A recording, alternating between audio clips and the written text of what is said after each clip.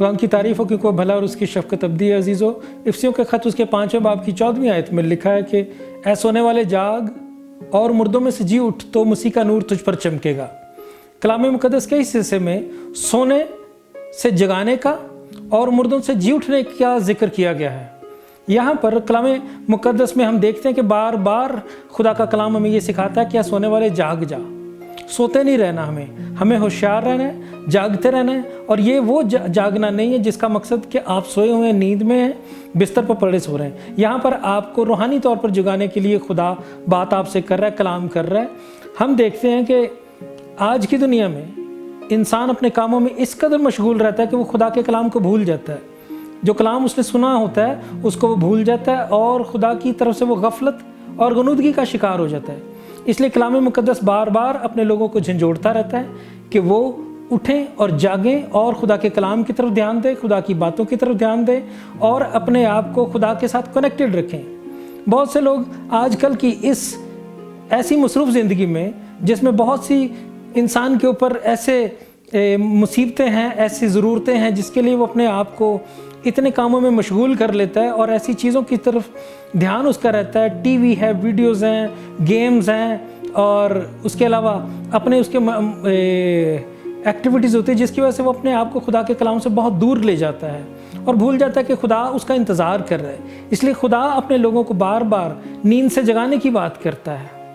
हम देखते हैं कि यीशु मसीह नासरी जो आए, उन्होंने आपके लिए ऐसी कुर्बानी दे दी कि अब आपको किसी और कुर्बानी, किसी और अमल करने की ज़रूरत नहीं है। इसलिए खुदा बार बार आपको याद दिलाता है कि आपके लिए मैंने अपना बेटा कुर्बान किया, उसकी कुर्बानी को ज़ाया मत होने दे, उससे फ़ायदा उठा और अपने आप को मेरे साथ कनेक्टेड रख।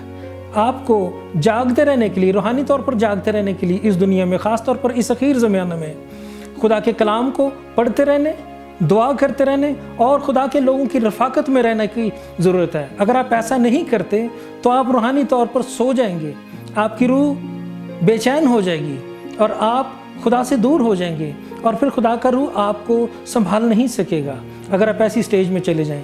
इसलिए खुदा बार बार अपने लोगों को कलाम मुक़द्दस में सिखाता है कि सोना नहीं है, तुमने जागते रहना है, क्योंकि यीशु ने कहा था कि तुम्हें पता भी नहीं चलेगा किस घड़ी में आ जाऊँगा।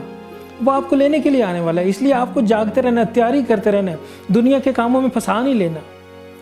बहुत से लोग ऐसे हैं जो अपने आप को ज़िंदा समझते हैं, लेकिन उनको पता नहीं है कि वो तो हकीकी तौर पर खुदा के नज़दीक मुर्दा हैं। और बहुत से लोग अपने आप को जो ज़िंदा समझते हैं वो अजीबो गरीब किस्म के ख्यालात और मुसीबतों में फंसे हुए हैं। खुदा ऐसे लोगों को आज छुड़ाना चाहता है। खुदा आपको मुर्दा हालत में से जिंदा हालत में लाना चाहता है।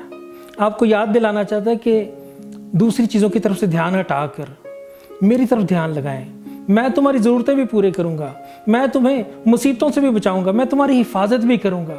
मेरी तरफ देखो। खुदा आपको बचाना चाहता है, उसे आपकी फ़िक्र है। इसलिए वो ये चाहता है कि आप उसके साथ कनेक्टेड रहें, अपने आप को खुदा के कलाम, दुआ और खुदा के लोगों के साथ रफ़ाकत में मशगूल रखें। आपको चाहिए कि आप यीशु की कुर्बानी और उसके लहू को याद रखें। वो आपके लिए बहाया गया है और उससे फ़ायदा उठाएं। वक्त नहीं है कि हम गनूदगी में चले जाएं। खुदा आपको अपने साथ अपनी बादशाही में शामिल करना चाहता है। वो आपका इंतज़ार कर रहा है कि कब आप सीरियस होकर, संजीदा होकर उसकी मर्ज़ी के मुताबिक बनना और ढलना शुरू करेंगे। अजीज़ों, इस कलाम से बरकत पाएँ, अपने आप को खुदा की मर्ज़ी के मुताबिक बनाएं और ढालें, क्योंकि यीशु जल्द आने वाला है। यीशु आज आपको ये कह रहा है कि सोने वाले जाग और मुर्दों में से जी उठ, तो मेरा नूर तुझ पर चमकेगा। जब आप पर नूर चमकता है तो फिर आप ठोकर नहीं खा सकते, आप रास्ता नहीं भूल सकते, फिर आप अपनी मंजिल को पा सकते हैं। आपकी मंजिल खुदा की बादशाही में शामिल होना है। इसलिए सोने से जागें और मुर्दों में से जी उठें। खुदा आपको बरकत दे, यीशु मसीह के नाम में, आमीन।